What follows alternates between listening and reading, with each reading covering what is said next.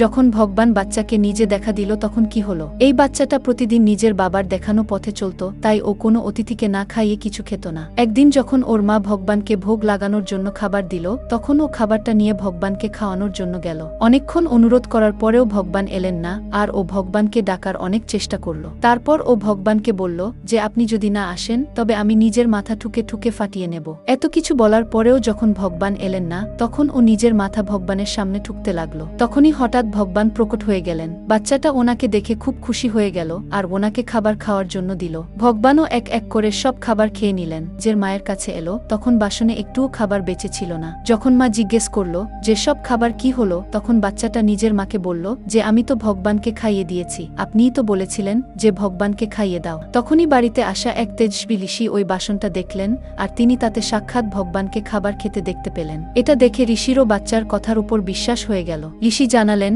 যে বাচ্চাটা সত্যি কথা বলছে, এই খাবার ভগবানই খেয়েছেন। আর ঋষিও বাচ্চা